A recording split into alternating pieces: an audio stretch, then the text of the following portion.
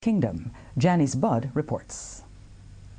The UK Times Online says the West Kingston strongman Christopher Dudus Coke, who is being sought by the police, wants to turn himself in. The article says Mr. Coke is seeking asylum in the United Kingdom. It says Mr. Coke has been in contact with British lawyer and human rights activist Hannah Harris Barrington. The article quotes Ms. Harris Barrington as saying that she spoke with Mr. Coke and he requested assistance in getting entry to the UK. Ms. Harris Barrington claims that she has had at least 7 conversations with Mr. Coke. However, she said she does not know his whereabouts. The UK Times Online article further quotes Ms. Harris Barrington as saying that during her conversations with Mr. Coke, he expressed fears about being persecuted. The article also speaks of Mr. Coke's father, Lester Coke, also known as Jim Brown, who ran the Shower Posse during the 1980s drug war in the U.S. The gang was blamed for 1,400 murders. Jim Brown was eventually arrested but died in a 1992 prison fire while awaiting extradition to the U.S. Janice Budd, TVJ News.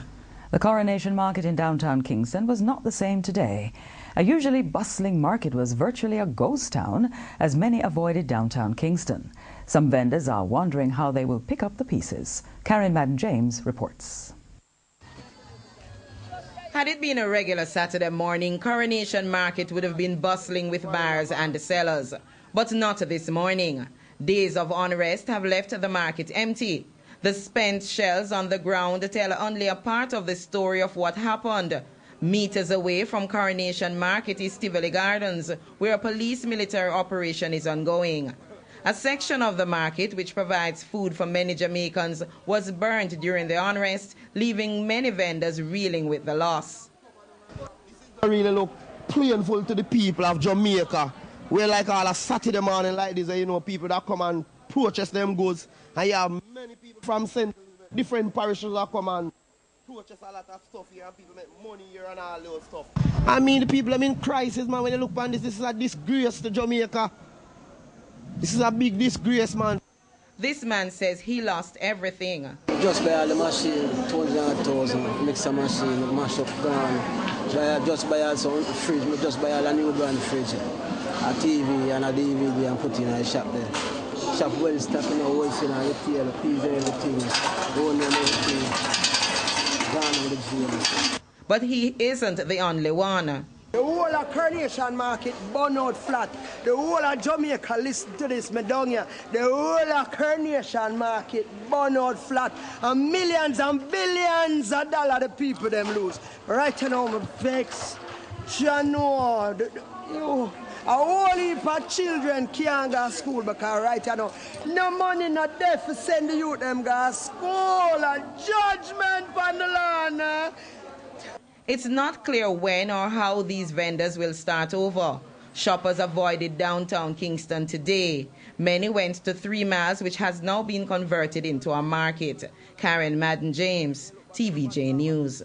Members of the media were kept at bay today as they sought a response from Prime Minister Bruce Golding on the security operation in West Kingston.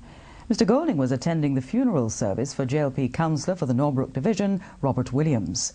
Mr. Williams died after being stabbed during a quarrel with his 20-year-old live-in girlfriend 4 weeks ago. Krista Samuels reports.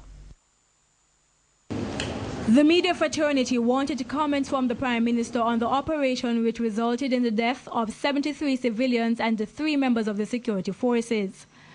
Our news team also wanted to hear if Mr. Golding would respond to claims by former Prime Minister Edward Seaga that he made a big blunder by getting involved in the U.S. extradition request for Tivoli Gardens strongman Christopher Dudus Coke. But Mr. Golding would have none of it. As quickly as the funeral ended at the Stella Maris Roman Catholic Church on Shorted Road in St. Andrew, he was whisked away by his security team. Mr. Golding has not spoken on the incursion which began last Monday. However, he spoke about JLP Councillor Robert Williams, who he said was dedicated to his constituents even though he was misunderstood. Mr. Williams's body was found with stab wounds at the intersection of Norbrook Road and Norwood Mews shortly before midnight on May 3.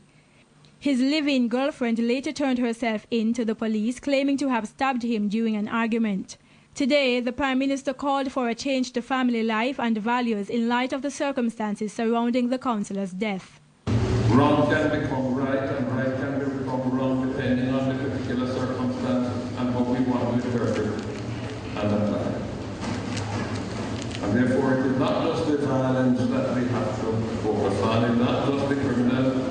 elements and all of their manifestations.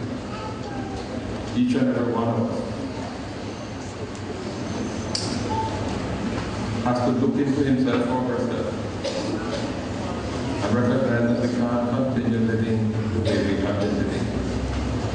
JLP General Secretary Carson Muda, who delivered the remembrance, spoke of Mr. Williams' achievements, including his work with substance abusers. He was just coming into his own, just beginning to achieve what his ambition drove him to achieve.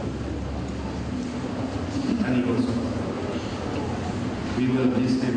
We will all miss him. Krista Samuels, TVJ News. News from overseas when we return.